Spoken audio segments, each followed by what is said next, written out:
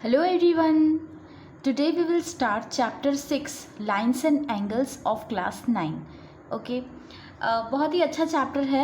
Before starting this we will see some basic terms. ये terms जो हम generally mathematical terms है जो हम mostly use करते हैं. Okay. Line segment. Line segment basically line का ही एक सेगमेंट है.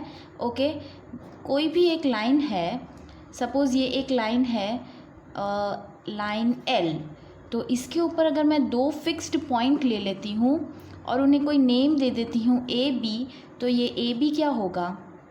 It will be a line segment. Okay so a line having two fixed point or two end points whose end points are fixed, it is called line segment. The symbol for line segment, for example if I have to write this line segment, तो इसको हम कैसे लिखेंगे? इसका symbol होगा A B और ऊपर एक छोटा सा line segment बन जाएगा.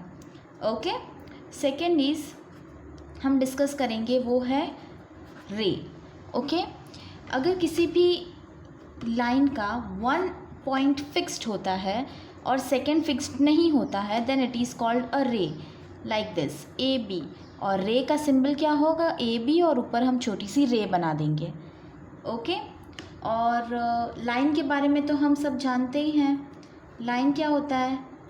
Whose both the points are not fixed और the line is a line which is not having any fixed end point. ये इस तरफ से भी आप बढ़ा सकते हैं, एक्सटेंड कर सकते हैं, और लेफ़्ट साइड से भी आप एक्सटेंड कर सकते हैं. Okay it is line. तो ये तो बेसिक हो गया जो हम हमेशा पढ़ रहे हैं. ओके अब मेनली जो टर्म्स आते हैं, जैसे कि सपोज़ कोई भी एक लाइन है और उसके ऊपर ये एक लाइन है और उसके ऊपर 2-3 पॉइंट्स है, तो इन पॉइंट्स को क्या बोलेंगे? इन पॉइंट्स को बोलेंगे collinear points. The points two or more points which are on the same line are called collinear points. Otherwise they are non-collinear. जो points line के ऊपर नहीं है, इस तरीके से हैं, उनको क्या बोलेंगे? उनको बोलेंगे non-collinear. Okay non-collinear points. तो ये हो गई बात collinear points की और non-collinear points की.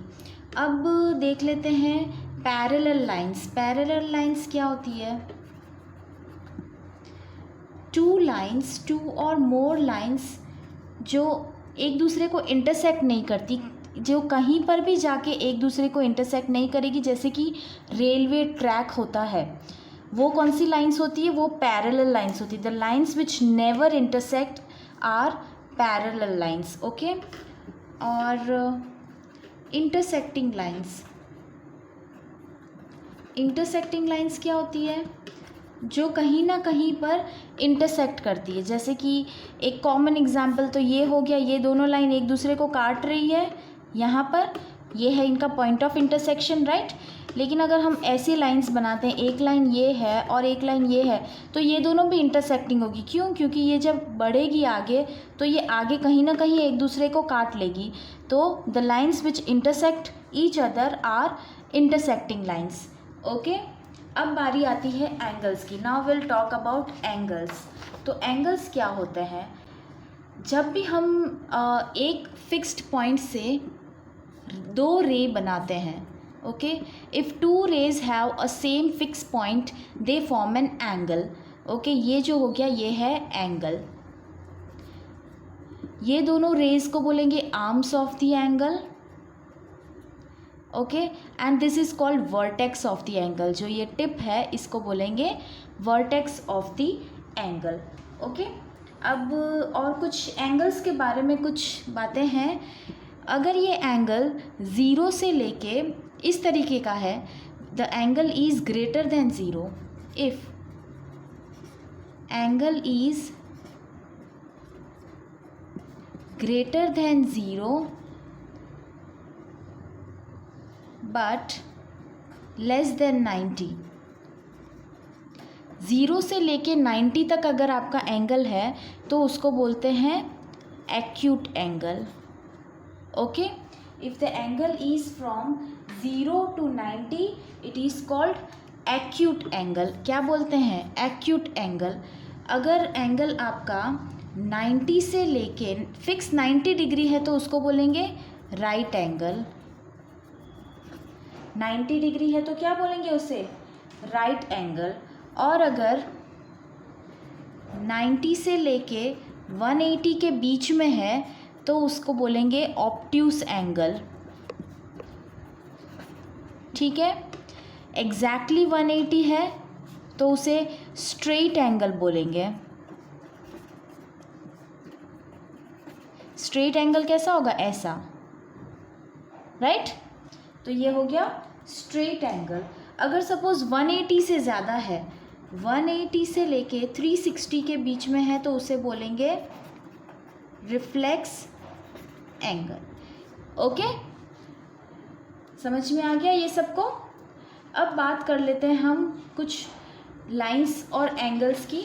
जैसे कि सपोज यहाँ पे मैंने आपको बता दिया कि अगर एक फिक्स पॉइंट से दो रेज निकल रही है, लेकिन सपोज एक फिक्स्ड पॉइंट से दो से ज़्यादा रेज निकल रही है, जैसे कि ये दो रे तो थी और इसके बीच में एक और रे है, तो ये जो दोनों एंगल्स होंगे उन दोनों का सम कितना होगा, सम ऑफ कंप्लीट एंगल, राइट।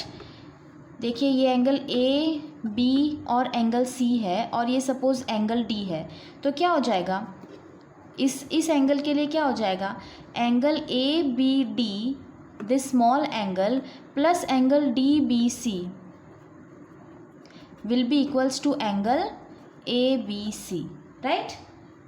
ये भी प्रॉपर्टी होती है।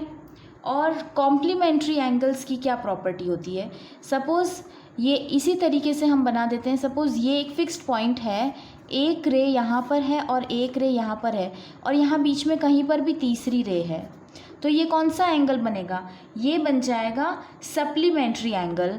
मतलब इन दोनों एंगल्स का सम कितना हो जाएगा, 180 डिग्री। और जब किसी भी दो एंगल का सम 180 डिग्री होता है, यहाँ पे क्या हो जाएगा, देखिए angle B A C plus angle D A C will be equals to 180, तो उनको बोलते हैं सप्लीमेंट्री एंगल्स। ओके, जब किसी भी दो एंगल का सम 180 होता है तो उसे बोलते हैं सप्लीमेंट्री एंगल्स। और अगर किसी भी एंगल का सम 90 होता है, सपोज इस तरीके से अगर कोई रे होती तो ऑब्वियसली इन दोनों का सम 90 होगा, राइट। तो if angle A plus angle B is 90, तो उनको कौन से एंगल बोलते हैं, उनको बोलते हैं कॉम्प्लीमेंट्री एंगल्स। ये कुछ चीज़ें हैं, प्रॉपर्टीज़ है जो आपको याद रखनी है, राइट। और लास्ट बात आ जाती है इंटरसेक्टिंग लाइंस की। अगर दो लाइन इंटरसेक्टिंग लाइंस है तो क्या हो जाएगा, देखिए सपोज़ ये दो इंटरसेक्टिंग लाइंस हैं, तो इंटरसेक्टिंग लाइंस ये जो ऑपोजिट एंगल्स है इनको बोलते हैं वर्टिकली ऑपोजिट एंगल्स। ये दोनों एंगल्स क्या होंगे, ये दोनों एंगल्स सेम होते हैं दो इंटरसेक्टिंग लाइंस के लिए। ये कौन से एंगल्स होंगे, ये होंगे वर्टिकली ऑपोजिट एंगल्स। ओके, ये दोनों एंगल भी सेम होंगे और ये दोनों एंगल भी सेम होंगे, राइट। तो जैसे जैसे हम एक्सरसाइज सॉल्व करते जाएंगे ये चीज़ें आपके लिए और क्लियर होती जाएगी। ये जो इंट्रोडक्शन था, आई होप आप लोगों को ये अच्छे से समझ में आ गया है। वैसे ये जो बेसिक टर्म्स जो हैं ये मैं अपनी वीडियोस में हमेशा यूज़ करती रहती हूँ, so that they becomes more clear. Okay, I hope you all understood and do like the video and share it with your friends and with the ones who require it. Okay, thank you, have a nice day.